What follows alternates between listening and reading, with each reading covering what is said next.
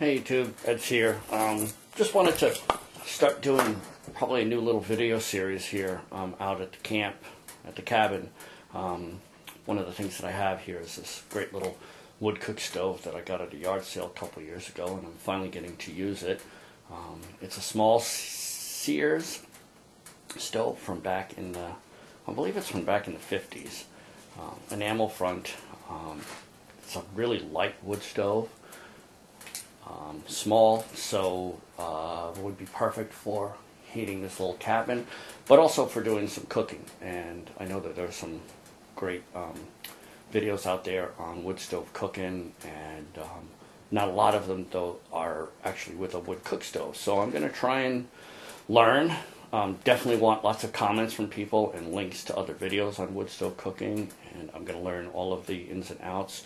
I do know some stuff. When I was a kid, I used to spend a lot of time at family, at my cousin's house up in Quebec, and she cooked entirely with a wood cook stove. Much bigger than this, heated the whole house too, and I remember getting up in the mornings and having toast cooked right on the top of the stove, and there was always a pot of soup going, and I'm gonna try and do some stuff on that. Maybe do a little bit on the function and how they actually work.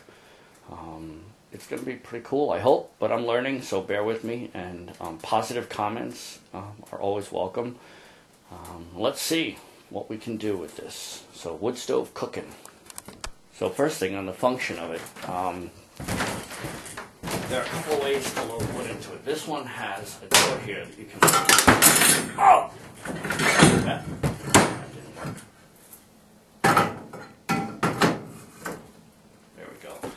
But you'll see that it has a metal plate there. You can remove that plate and then load wood in the front. I've decided to keep that plate on there for efficiency. So I'm going to be loading to the top. One of the drawbacks of this little stove is that it's little, and you have to have pretty small, short wood.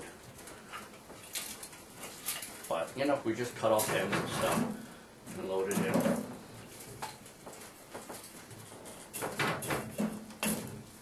I do have a couple of other tools that I will be using here.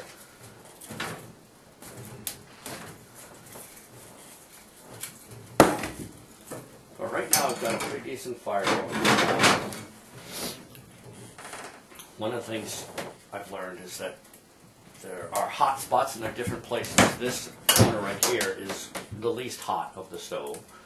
So that's where you would put stuff for simmering. The most hot place is right here and right in front of the stove pipe, because basically the draft works and comes up and it heats over here. I have a thermometer to find out. It's about 250 degrees there. I've only had the stove going for about 15 minutes. There's a damper here. There's also a damper on the wood, on the stove pipe as well. This is an ashtray, a removable ashtray. This stove is actually designed also to use coal, so this is a crank that actually moves a grill in there, which will knock the ashes down. The stove oven part is right here, and this is removable for a clean out. One of the things that I learned recently is that there's another damper here, and it's not really a damper. What it is, it changes the direction of where the heat goes. So right now it's set to open, so the flame and the heat comes right up here, travels along here, and then goes right up the stove pipe. If you pull this up, it closes that damper, and what happens is the flame comes around over the top of the stove. You can see how it's going that way. It comes up, around over the top, and around the oven, and then comes up the back of the stove. That's the way that you get the oven part heated up more. It will still heat fine and cook fine, but you'll have to find hot spots throughout the stove. But pulling that thing up actually takes the flame, brings it around the stove, comes up here, and then there's another damper on the back of the stove that pulls it up. So pretty ingenious. And then this does get substantially darker inside when it does that. So I have never cooked anything in the oven on this, and that's interesting to do the first time I do it. So you learn where the hot spots are. So if you want to hot fry something, you come over here. High simmer over here. Like I said, this is the hottest part as well.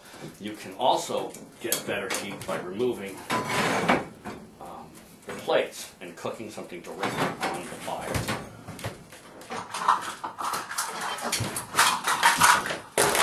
Here's the noise. They actually make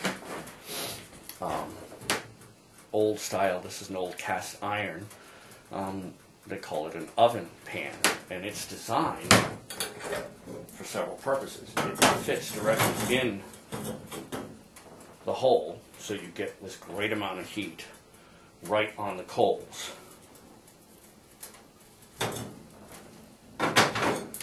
And it also has, if you'll notice, it has small little legs on it so that you can place it later on the stove in other places, and it allows for air draft so that it actually keeps it a little bit cooler than the surface of the stove.